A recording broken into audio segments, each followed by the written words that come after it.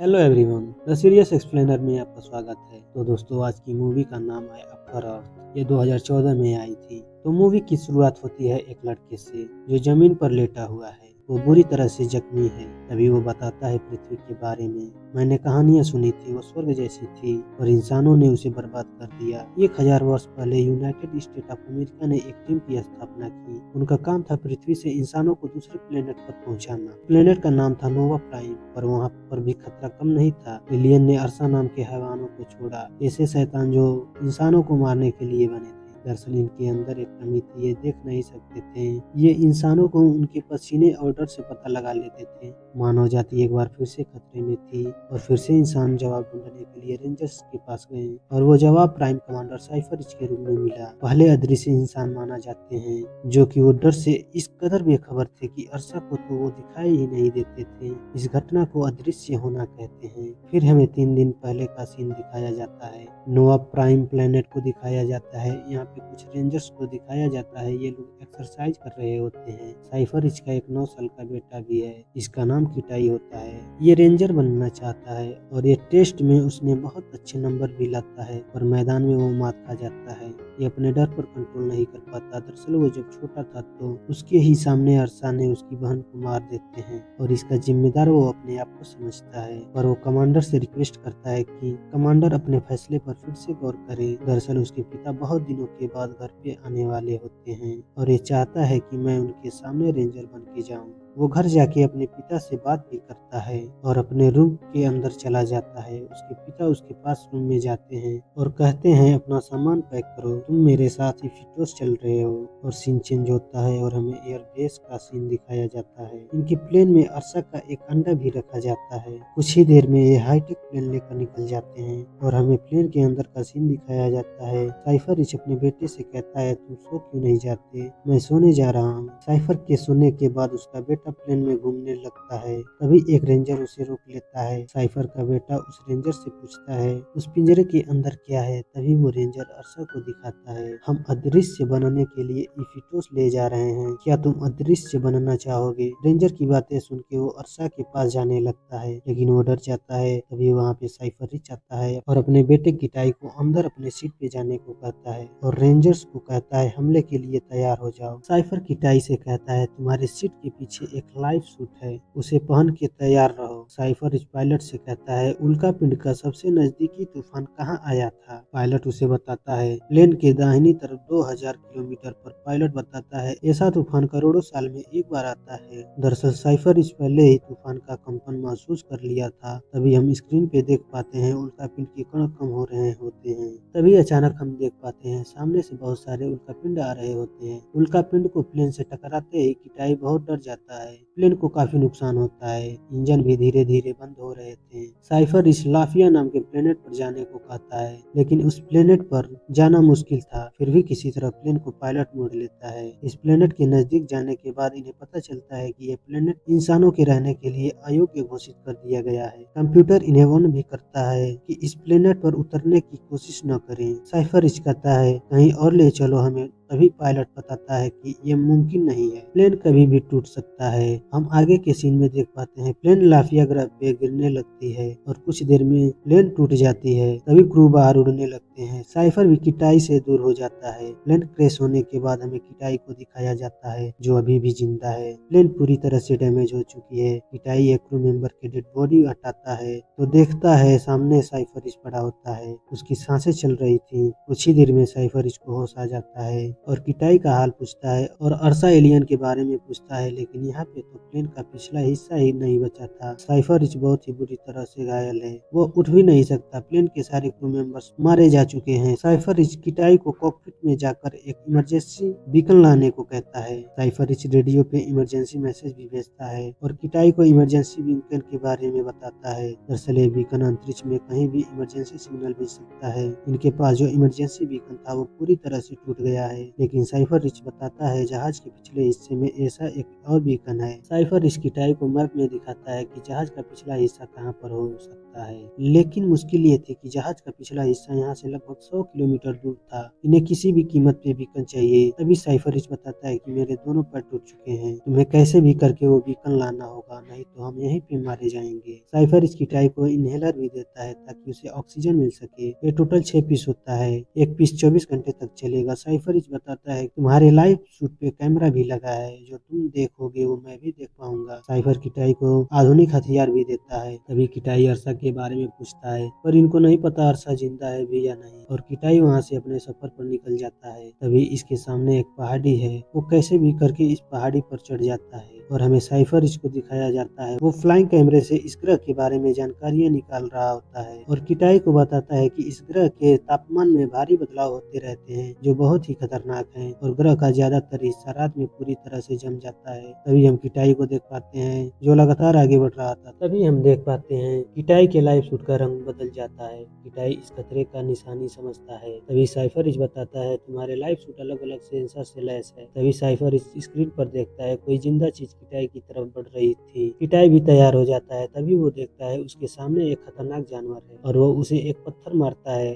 ताकि वो यहाँ से भाग जाए, लेकिन तभी हम देख पाते हैं यहाँ पर बहुत सारे जानवर आ चुके हैं। साइफर उसे तेजी से पीछे की तरफ भागने को कहता है और बताता है 250 मीटर आगे एक नदी है, तुम्हें वहाँ पे जाना होगा। वो जानवर भी किटाई के पीछे ही होते हैं, लेकिन किटाई कैसे भी करके उस नदी तक पहुँच जाता है और नदी के अंदर घुस जाता है, लेकिन वो जानवर पानी के अंदर नहीं जाते। वो पीछा करना छोड़ देते हैं। किटाई फिर भी भाग रहा होता है। साइफर उसे रुकने को कहता है और उसे घुटने पर बैठने को कहता है। किटाई भी समझ जाता है। तभी साइफर देखता है किटाई के ब्लड में इन्फेक्शन हो रहा होता है। किटाई देखता है उसके हाथ में एक जंगली कीड़ा चिपका हुआ है। साइफर उसे एक इंजेक्शन लगाने को कहता है, लेकिन किटाई को दिखाई नहीं दे रहा होता है। उसके हाथ भी काम नहीं कर रहे थे, लेकिन किसी तरह किटाई इंजेक्शन लगा लेता है। दरअसल इस कीड़े के जहर से शरीर को लकवा भी मार सकता था। किटाई कुछ देर वहीं पे सो जाता है। साइफर उसे उठने को कहता है, लेकिन वो उठ नहीं रहा था, लेकिन फिर किटाई उठ जाता है। उसके बाद साइफर किटाई को गर्म जगह पे जाने को कहता है। साइफर इस किटाई को 50 मिनट में 10 किलोमीटर की दौड़ लगाने को कहता है, क्योंकि गर्म जगह यहाँ से 10 किलोमीटर दूर है। तभी हम देख पाते हैं कि साइफर इस अपने पैर का ऑपरेशन कर रहा होता है। दरअसल उसके पैर में बहुत गहरा चोट लगा है और उधर किटाई भी गर्म जगह पहुंच जाता है। साइफर इस किटाई को अगला इनहेलर लेने को कहता है। तभी किटाई देखता है उसके पास जो इनहेलर होता है उसमें से केवल 3 ही इनहेलर बचे हैं और 3 इनहेलर लेकर वो अपने टारगेट तक नहीं पहुंच सकता। उसमें से कुछ इनहेलर टूट चुके हैं, लेकिन वो साइफर को कुछ नहीं बताता। लेकिन साइफर इसको शायद यह पता चल चुका है। किटाई अपने पिता से पूछता है आप अदृश्य कैसे बने। फिर साइफर अपनी कहानी बताने लगता है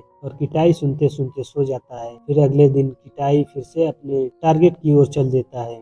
तभी सीन चेंज होता है और हम साइफर इसको देखते हैं। उसे स्क्रीन पे एक वार्निंग आती है। दरअसल उसका ऑपरेशन फिर से फेल हो चुका था। तभी किटाई चलते चलते एक ऐसी जगह पे पहुंच जाता है जहाँ पे बहुत सारे जानवर मरे पड़े थे। साइफर भी समझ जाता है और किटाई को तुरंत झरने के पास जाने को कहता है। किटाई भी झरने के पास पहुंच जाता है। तभी साइफर किटाई से पूछता है तुम्हारे पास क्या क्या चीजें बची हैं, और साइफर को पता चल जाता है किटाई के पास 2 ही इनहेलर बचे हैं। तभी हमें स्क्रीन में मैप को दिखाया जाता है। दरअसल किटाई के सामने बहुत बड़ी खाई होती है। वो नीचे नहीं जा सकता, लेकिन हवा में उड़ के जा सकता है, लेकिन साइफर को लगता है वो उड़ के नहीं जा सकता और जहाज पे वापस आने को कहता है, लेकिन किटाई साइफर को मना कर देता है और कहता है कि मैं ये कर सकता हूँ। साइफर कहता है तुम्हें टारगेट तक पहुँचने में कम से कम 3 इनहेलर चाहिए। किटाई कहता है कि नहीं डैड ये मैं कर सकता हूँ, लेकिन साइफर कहता है तुम कोई रेंजर नहीं हो, मेरा ऑर्डर है। लेकिन किटाई कहता है मैं डरपोक नहीं हूँ, और अगले ही पल वो पहाड़ी से कूद जाता है और नीचे गिरने लगता है। तभी वो अपना पंख खोल देता है। दरअसल इस सूट की बहुत सारी खूबियां हैं, इसके अंदर पंख भी होता है। और तभी साइफर रिच कहता है किटाई तुम्हारे पीछे कुछ आ रहा है। दरअसल इसका पीछा एक बहुत बड़ा पंछी कर रहा होता है और अगले ही पल वो पंछी किटाई पर हमला कर देता है, लेकिन वो किसी तरह से बच जाता है। पंछी भी लगातार उसका पीछा कर रहा होता है। साइफर किटाई से कहता है कि तुम अपना पंख बंद करो ताकि तुम तेजी से नीचे आ जाओ। किटाई करता भी ऐसा है और वो तेजी से नीचे की ओर जाने लगता है। तभी वो पंछी किटाई पर सामने से हमला कर देता है। उसका उसका कैमरा भी ऑफ हो जाता है। और अगले सीन में हम देखते हैं किटाई को उसको जब होश आता है तो पंछी के घोंसले में होता है, उस पंछी के बच्चे भी होते हैं। तभी वो देखता है बहुत सारे टाइगर उस पेड़ पर चढ़ रहे थे, वो घोंसले तक पहुंचने वाले होते हैं।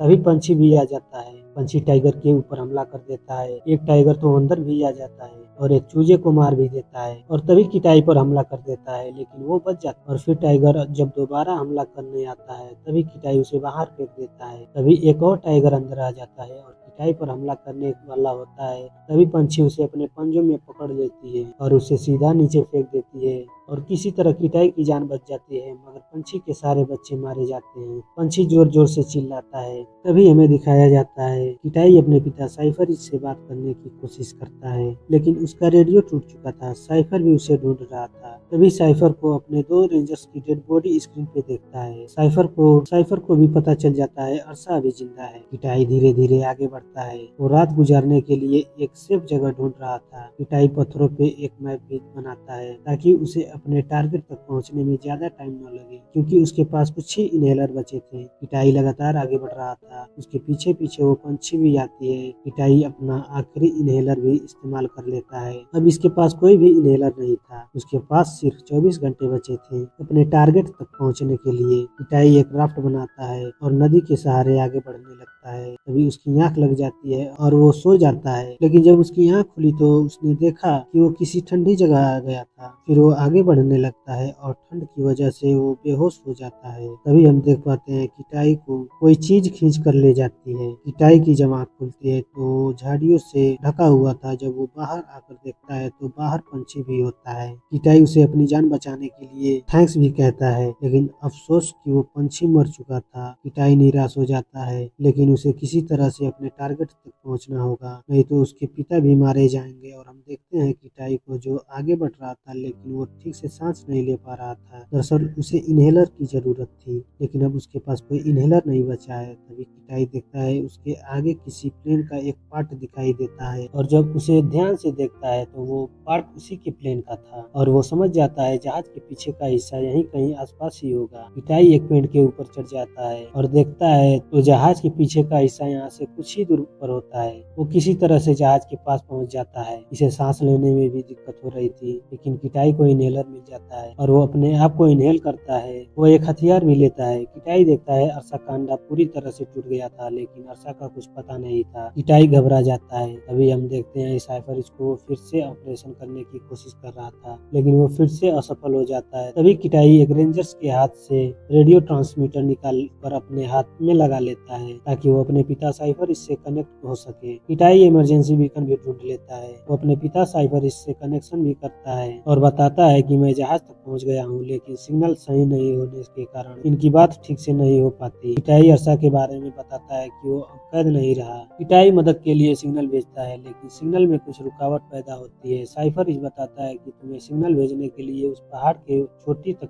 पहुंचना होगा। किटाई भी पहाड़ी के लिए निकल जाता है। तभी हम देखते हैं अर्सा किटाई को ढूंढ लेता है। वो तेजी से पहाड़ी की ओर भागता है। तभी साइफर देखता है अर्सा किटाई के बहुत नजदीक आ चुका था। साइफर उसे तेजी से भागने को कहता है। किटाई करता भी ऐसा है और एक पत्थर के पीछे जाकर छिप जाता है। तभी किटाई देखता है अर्सा ठीक उसके ऊपर है। तभी अर्सा किटाई पर हमला कर देती है, लेकिन किटाई वहां से भागने लगता है, लेकिन अर्सा उसे जख्मी कर देती है और किटाई नीचे पानी में गिर जाता है। साइफर इस भी धीरे धीरे बेहोश हो रहा था। इधर किटाई भी पानी से बाहर आ जाता है। वो पहाड़ पे चढ़ ही रहा होता है, तभी नीचे से अर्सा हमला कर देता है और किटाई का पैर को जख्मी कर देता है, लेकिन किटाई किसी तरह बच जाता है और पहाड़ के ऊपरी चोटी तक पहुंच जाता है। वो सिग्नल भेजने की कोशिश कर रहा था, तभी अर्सा एक बार फिर से किटाई के ऊपर हमला कर देता है। किटाई बुरी तरह से जख्मी हो जाता है। वो उठ भी नहीं पा रहा था। तभी वो देखता है अर्सा ठीक उसके ऊपर से निकल जाता है, लेकिन किटाई को नहीं सूंघ पाता। मतलब अब किटाई भी अदृश्य हो चुका है। वो अपना हथियार उठाता है और अर्सा का एक पैर काट देता है। इनके बीच हमें एक बेहतरीन फाइट सीन देखने को मिलता है। तभी किटाई अर्सा के ऊपर चढ़ जाता है और सीधा उसके सिर पे वार करता है और वो दोनों पहाड़ी से गिरने ही वाले होते हैं। जाते हैं। तभी किटाई एक बार और उसके सिर के आर पार अपना हथियार कर देता है और अरसा को मार देता है। उसके बाद किटाई बीकन उठाता है और सिग्नल भेज देता है। सीन चेंज होता है और हम देखते हैं साइफर इसके पास कुछ लोग पहुंच जाते हैं और उसको लेकर जाते हैं मेडिकल के लिए। दरअसल साइफर इसको ये लोग बेहोशी की हालत में लेकर आए होते हैं। उसका इलाज चल रहा था, तभी किटाई आता है। साइफर किटाई को सैल्यूट करता है और दोनों गले लग जाते हैं और इसी के साथ ये मूवी समाप्त हो जाती है। तो उम्मीद करते हैं कि ये कहानी आपको पसंद आई होगी। आपको कहानी कैसी लगी नीचे कमेंट कर जरूर बताएं। मिलते हैं अगली वीडियो में। धन्यवाद।